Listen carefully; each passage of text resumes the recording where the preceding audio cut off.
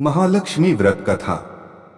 राधे राधे। जय श्री कृष्ण। हर हर महादेव। धर्मराज युधिष्ठिर बोले, हे पुरुषोत्तम, हे माधव, हे श्री कृष्ण, अपने नष्ट स्थान की पुनः प्राप्ति कराने वाला और पुत्र, आयु, सर्वैश्वर्य तथा मनोभीषित फलप्रद कोई एक व्रत मुझसे कहिए। श्री कृष्ण ने युधिष्ठिर से कहा, कृतयुग सतयुग के आदि में जिस समय दैत्यराज वृत्रासुर ने देवताओं के स्वर्गलोक में प्रवेश किया, उस समय इंद्र ने भी यही प्रश्न नारद मुनि से किया था।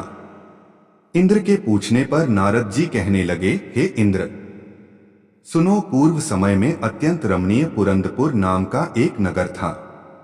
उसकी भूमि रत्नों से युक्त थी और पर्वत भी रत्नों से भरे हुए थे।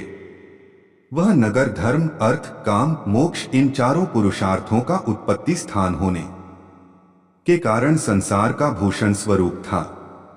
उस नगर में मंगलमय मंगल नामक राजा राज्य करता था। उसके महादुर्भगा चिल देवी और यशस्विनी चोल देवी ये दो रानियां थीं। एक समय राजा मंगल चोल देवी के साथ महल के शिखर पर बैठा था। वहां से उसकी दृष्टि समुद्र के जल से घिरे हुए एक स्थान पर पड़ी। उस जगह को देखकर अति प्रसन्नचित्त हो राजा ने चोल देवी से कहा, हे चंचलाक्षी, मैं तुम्हारे लिए नंदनवन को भी लजाने वाला एक बगीचा बनवा दूंगा। राजा के वाक्य को सुनकर रानी ने कहा, हे कांत, ऐसा ही कीजिए। तदनुसार राजा ने उस स्थान पर बगीचा बनवा दिया। वह बाग थोड़े ही समय में अनेक वृक्ष, लता, फूलों और पक्षिगणों से संपन्न हो गया। एक समय उस उद्यान में विकराल शरीर से युक्त मेघ तुल्य काला एक शूकर आ गया। वह अपनी दाढ़ों से सूर्यचंद्र को भी खींच सकता था। गर्जन में वह प्रलयकाल के मेघ सदृश था। उसने आकर अनेक वृक्षों को तोड़मरोड़ डाला और उस उद्यान को चौपट कर दिया। हे युधिष्ठिर, उस शूकर ने किसी वृक्ष को जड़ से उखाड़ा, किसी को दांतों से तोड़ा, किसी को दांतों की रगड़ से ही तोड़ दिया। काल के समान उस शूकर ने कई रखवालों को मार डाला। तब बगीचा के रक्षक भयभीत होकर राजा के पास गए और सब हाल कह सुनाया। यह बात सुनकर राजा के नेत्र क्रोध से लाल हो गए। राजा ने निजी सेना को आज्ञा दी कि शीघ्र जाकर उस शूकर को मार डालो। तदंतर राजा भी एक मतवाले हाथी पर सवार होकर उद्यान की ओर चले। वह सेना अश्वसमूहरूपी वस्त्र से ढकी हुई पृथ्वी को हिलाती तथा रथों की शीघ्र गति से उत्पन्न पवन से संपूर्ण सैनिकों को कंपाती तथा पैदल सेना शब्द से दिशाओं को पूरित करती हुई बगीचे के नजदीक पहुंची और उसे चारों ओर से घेर लिया।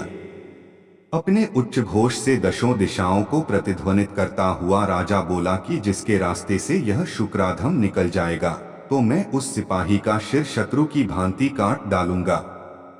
राजा के वचन सुनकर शूकर जिस मार्ग में राजा खड़े थे, उसी मार्ग से निकल गया और राजा कोड़े से अपने घोड़े को मारते ही रह गए। राजा लज्जा से चंद्रवत कलंकित होकर शूकर के पीछे पीछे सिंहव्याघ्रों से युक्त घोर वन में जा निकला।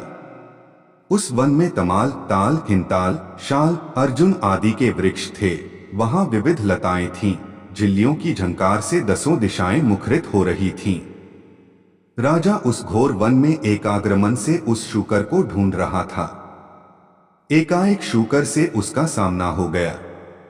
तब राजा ने बाण से जैसे ही शूकर को घायल किया, वैसे ही बाण के लगते शूकर अपने अधम शरीर को छोड़कर दिव्य गंधर्व रूप धारण कर विमान पर जा बैठा। गंधर्व बोला, हे महीपाल, आपका कल्याण हो। आपने मुझे शूकर योनि से छुड़ाया, आथ बड़ी कृपा की। अब मेरा वृत्तांत सुनिए। एक समय ब्रह्मा जी देवताओं से घिरे हुए बैठे थे और मैं उनको तरह तरह के स्थान व गुणों से युक्त गीत सुना रहा था। गाते गाते मैं तालस्वर में भ्रष्ट हो गया। इसी कारण ब्रह्मा जी ने मुझ चित्ररथ गंधर्व को शाप दे दिया। ब्रह्मा जी ने कहा, तू पृथ्वी पर शूकर होगा। जिस समय राजाओं का राजा मंगल तुझे अपने हाथों से मारेगा, उस समय तू शूकर योनि से छूटकर फिर इस अवस्था को प्राप्त हो जाएगा। अतएव हे महाप्ते, मैं इस योनि में आया था, आज आपके हाथ से मरकर मैं शूकर योनि से छूट गया। अब मैं प्रसन्न होकर देवताओं को भी दुर्लभ एक वर आपको देता हूं, उसे आप स्वीकार कीजिए। धर्म, अर्थ, काम तथा मोक्ष को देने वाला यह महालक्ष्मी व्रत है। इसे करके आप सार्वभौम राजा हो जाएंगे। अब आप प्रसन्न होकर अपनी राजधानी को जाइए। नारद जी कहते हैं, चित्ररथ गंधर्व राजा मंगल से यह कहकर शरत काल के मेघ के समान तत्क्षण अंतर्धान हो गया। राजा मंगल ज्यों ही चलने को हुआ, त्यों ही बगल में मृगछाला लिए एक ब्राह्मण बालक को देखा। राजा ने मुस्कुराकर बालक से कहा, हे बटो, देव, दानव, गंधर्व, राक्षसन में आप कौन हैं? आप सच सच कहिए, ऐसे घोर जंगल में आप किस लिए आए हैं? राजा के प्रिय वचन सुनकर बटू ने राजा को आशीर्वाद देते हुए कहा, हे राजन, मेरा जन्म आप ही के देश में हुआ है। मैं आप ही के साथ साथ यहाँ आया हूँ। मेरे योग्य यदि कोई कार्य हो तो बताइए। राजा ने कहा, आज से मैं आपको नूतन कहूंगा। हे वटो, अगर यहाँ कोई तालाब हो तो उसमें से मेरे लिए थोड़ा जल ले आइए। राजा के वचन सुनकर वटू ने राजा को एक बरगद की छाया में बैठा दिया और स्वयं घोड़े पर सवार होकर पक्षिगणों का शब्द सुनता हुआ चल पड़ा। थोड़ी ही दूर आगे जाने पर उसे एक अति रमणीक तालाब दिखाई दिया। वह तालाब वायु के सैकड़ों यत्नों को निष्फल करने वाला, विश्रहित अगस्त्य मुनि की पिपासा को शांत करने वाला, समुद्र से भी अधिक गंभीर, शीतल, मंद, सुगंध वायुयुक्त स्वच्छ जल से पूर्ण था। उसके निकट वह बटू घोड़े को लेकर ज्यों ही गया, त्यों ही कीचड़ में धंस गया। वह घोड़े से उतरकर चारों ओर देखता हुआ तालाब के निकट पहुंचा तो वहां उसने कई स्त्रियों का झुंड देखा। अनेक दिव्यांबरों को धारण किए दिव्य अलंकारों से युक्त होकर स्त्रियां कथा कह रही थीं। तदंतर वह उन स्त्रियों के पास जाकर अपना वृत्तांत बताता हुआ कहने लगा। बटू ने कहा, है स्त्रियों, बड़ी भक्तिभाव से यह आप क्या कर रही हैं? इसकी क्या विधि है और इसके करने से क्या फल होता है? वह मुझे बताइए। बटू के वचन सुन और दया भाव से प्रेरित होकर वे स्त्रियां कहने लगी, हे विप्र, तुम एकाग्रचित्त होकर श्रद्धा भक्ति के साथ सुनो। जो माया, प्रकृति और शक्ति आदि नाम से त्रैलोक्य में प्रसिद्ध हैं, उसी महालक्ष्मी का यह व्रत है। हे बटू, इसकी विधि इस प्रकार है। इसका प्रारंभ भाद्रपद के शुक्ल पक्ष की अष्टमी तिथि से किया जाता है। उस दिन प्रातःकाल उठकर 16 बार हाथ पांव और मुख धोकर 16 तंतुओं से निर्मित तथा 16 ग्रंथि से युक्त एक डोरी बनाकर उसे चमेली के पुष्प, कपूर, चंदन, अगर आदि सुगंधित पदार्थों से पूजा कर महालक्ष्मी नमः इस महामंत्र से उसके 16 ग्रंथियों को अभिमंत्रित करे और कहे, हे महालक्ष्मी, धन, धान्य, पृथ्वी, धर्म, कीर्ति, आयु, श्री, घोड़ा, हाथी और पुत्रादि सब मुझे प्रदान करिए। इस प्रकार प्रार्थना करके उस डोरे को दाहिने हाथ में बांधे और अक्षतों के साथ 16 दूब के पौधों को हाथ में लेकर एकाग्रचित्त होकर कथा सुने। जल में दूब को भिगो भिगोकर अपने सिर, हाथ तथा पैरों में मार्जन करें। भाद्रपद शुक्ल अष्टमी से आश्विन कृष्ण अष्टमी तक 16 दिन नित्य हाथ में अक्षत लेकर कथा सुने। 16वें दिन आश्विन कृष्ण अष्टमी को सायंकाल के समय जितेंद्रिय हो स्नान कर सफेद कपड़े पहनकर पूजा घर में जाएं। वहां पर पूर्वाभिमुख हो पवित्र आसन पर बैठ अष्टदल श्वेत कमल बनाएं। कमल दल के किनारे इंद्रादिक शक्तियों को लिखें। कर्णिका में श्वेतांगी, श्वेत वर्ण वाली, श्वेत पत्र, मोतियों से अलंकृत, कमलासना, हास्ययुक्त, कमलवत मुख वाली, शरद चंद्र के तुल्य कांतिंती, चतुर्भुजा, 2 हाथों में कमल लिए अभयदायिनी दोनों ओर से हाथियों के शुंडों से जल से सींचती हुई अटल क्षत्र युक्त महालक्ष्मी का ध्यान करता हुआ कपूर, अगर और चंदन से महालक्ष्मी की पूजा करें। उनका आह्वान करके कहें, हे महालक्ष्मी, विष्णु के स्थान से तुम यहाँ आओ। हे देवी, आप ही के निमित्त मैंने यह षोडशोपचार पूजन की सामग्री जुटाई है। हे विप्र, व्रती 16 दिन पूरा होने पर किस विधि से उद्यापन करे वह भी सुनो। सुवर्ण के श्रृंग से युक्त गौ तथा सुवर्ण आदि किसी विद्वान और वेदपाठी ब्राह्मण को दान करके दे। तदंतर यथाशक्ति दान देने से यह व्रत पूर्ण होता है। साथ साथ ब्राह्मणों को वस्त्रादिक भी दान देना चाहिए। इस प्रकार विधि विधान बता करके स्त्रियां बोली, हे विप्र, सब व्रतों में उत्तम यह व्रत हमने तुमसे कहा है। इसके करने से मनोवांछित फल अनायास प्राप्त हो जाता है। हे विप्र, तुम इस उत्तम व्रत को करो और राजा से भी कराओ। यदि कोई अन्य श्रद्धावान पुरुष मिल जाए तो उससे कहो और उससे भी व्रत करा। हाँ, नास्तिकों के समक्ष यह व्रत कभी मत कहना। स्त्रियों के वचन सुनकर ब्राह्मण बालक उन स्त्रियों को नमस्कार कर और घोड़े को कीचड़ से निकालकर और उसे पानी पिला कमल के पत्ते में राजा के लिए जल ले और घोड़े पर चढ़कर राजा के पास आया। राजा को जल देकर उक्त व्रत का महात्म्य राजा से कहा और अनेक भांति की सामग्री जुटाकर उस व्रत को राजा से कराया। वह मंगल राजा एवं वटु इस व्रत के प्रभाव से राजाओं में श्रेष्ठ राजा हुआ। वह राजा मंगल घोड़े पर सवार होकर अपने नगर के समीप जा पहुंचा। राजा को डोट आते देखकर पुरवासी तुरही आदि बाजाओं को बजाते, हाथों में बड़ी बड़ी ध्वजाओं तथा माला को लिए कलशों को सिर पर रखे और घंटा आदि बजाते हुए आए। उस समय वह नगर अत्यंत सुशोभित था। मार्ग में रूपवती स्त्रियां राजदर्शन के निमित्त दौड़कर आ उपस्थित हुई। इनको दर्शन देते देते राजा मंगल उस ब्राह्मण के सहित अपने महल के निकट पहुंचे। घोड़े पर से उतरकर महाराज मंगल अपनी पटरानी चोल देवी के महल में गए। जाते ही रानी ने राजा के हाथ में एक डोरा बंधा देखा। इस पर रानी ने अत्यंत क्रोध करके कहा कि मालूम होता है राजा शिकार के बहाने किसी दूसरी स्त्री के पास गया था। उसी के सौभाग्य के लिए राजा ने हाथ में यह डोरा बांध रखा है। उसी का भेजा हुआ ब्राह्मण बालक भी मुझे देखने आया है। ऐसा विचार करके चोल देवी ने राजा के हाथ में बंधा डोरा तोड़कर पृथ्वी पर डाल दिया।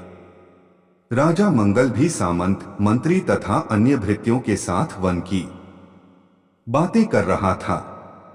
इसी कारण राजा ने रानी को डोरा तोड़ते नहीं देखा। संयोगवश उसी समय चिल देवी की एक दासी वहां कुछ कहने आई थी। उसने वह डोरा उठाकर उस ब्राह्मण वटु से उसका कारण और व्रत पूछा। तब दासी ने चिल देवी के पास जाकर वह व्रत बताया और ब्राह्मण बटु को बुलाकर विधिवत महालक्ष्मी का उत्तम व्रत किया। 1 वर्ष बाद महालक्ष्मी पूजन के दिन चिल देवी के महल में बाजाओं का शब्द हुआ और यह शब्द राजा मंगल ने भी सुना। तब राजा को महालक्ष्मी के व्रत की याद आ गई और वह ब्राह्मण बटु से कहने लगा, अरे आज महालक्ष्मी की पूजा का दिन है, मेरा वह डोरा कहाँ है? यह पूछने पर बटु ने चोल देवी के द्वारा डोरा तोड़े जाने का हाल कहा। वह सुनकर राजा चोल देवी पर अत्यंत कुपित हुआ और कहने लगा, आज से चिल देवी के ही घर में पूजा करूंगा। इसी समय राजा ब्राह्मण बटु को लेकर लक्ष्मी जी के पूजनार्थ चिल देवी के घर में गया। उसी समय लक्ष्मी जी एक वृद्धा स्त्री का रूप धारण कर परीक्षा के लिए चोल देवी के महल में गईं। चोल देवी वृद्ध रूप धारिणी लक्ष्मी जी से कहने लगी, अरे दुष्टे, तू यहां से शीघ्र चली जा। मेरे घर में आने से तेरा क्या लाभ है? दुष्टा चोल देवी से अपमानित महालक्ष्मी चोल देवी को शाप देती हुई कहने लगी, तूने मेरा अनादर किया। उसके प्रतिकार के लिए मैं तुझे शाप देती हूँ कि तू शूकर मुखी हो जा और यह मंगलपुर कोल्हापुर हो जाए। तभी से वह नगर कोल्हापुर कहलाने लगा। लक्ष्मी जी वहां से चलकर उसी वेश में चिल देवी के घर में आईं, तो वहां पर लक्ष्मी जी की अनेक प्रकार से सम्मान पूर्वक पूजा हुई। पूजन के बाद लक्ष्मी जी ने वृद्धा रूप छोड़कर सत्य रूप धारण किया। तब चिल देवी ने पंचोपचार से भली भांति उनका पूजन किया। इस पर महादेवी ने प्रसन्न होकर चिल देवी से वर मांगने के लिए कहा। श्री लक्ष्मी जी बोली, हे चिल देवी, तुम्हारे पूजन से मैं अति संतुष्ट हूं। हमसे तुम जो चाहो वह वर मांगो। चिल देवी बोली, हे सुरेश्वरी, आपका उत्तम व्रत जो करे उसका घर जब तक सूर्य चंद्र हैं तब तक आप न त्यागे। आज से इस राजा की संसार में प्रसिद्ध हो और हे देवी, आप में मेरी अचल भक्ति सदैव बनी रहे। जो यह कथा सद्भाव के साथ पढ़े या सुने उनको आप सदा मनोभीषित फल दें। तब लक्ष्मी जी तथास्तु कहकर वहां से अंतर्धान हो गईं। इसके बाद राजा मंगल ने भी आकर चिल देवी के साथ परम भक्तिभाव से लक्ष्मी जी की पूजा की। उसी समय ईर्ष्यावश चोल देवी भी चिल देवी के महल में आई। यद्यपि द्वारपालों ने उसे आने से मना किया, फिर भी वह नहीं मानी। वहां की गतिविधि देखकर चोल देवी के मन में न जाने क्या आया कि वहां से सीधे अंगिरा ऋषि के स्थान से सुशोभित घोर जंगल में चली गई। महर्षि ने चोल देवी की विचित्र आकृति को देख ज्ञान दृष्टि से विचार करके उसके द्वारा महालक्ष्मी का व्रत कराया। उस व्रत के करने से चोल देवी महायशस्विनी हो गई। एक समय राजा ने शिकान खेलते हुए अंगिरा मुनि के आश्रम में आकर एक सुंदर रूपयुक्त तथा चंचल नेत्रों वाली स्त्री को देखा। उसे देखकर मुनि से पूछा कि आपके स्थान में यह दिव्य रूप धारिणी स्त्री कौन है? मुनि ने चोल देवी का समस्त हाल बताकर राजा के हाथों सौंप दिया। तब राजा चोल देवी के साथ नगर में आकर चिल्ल तथा चोल देवी के साथ अनेक भोगों को भोगने लगा।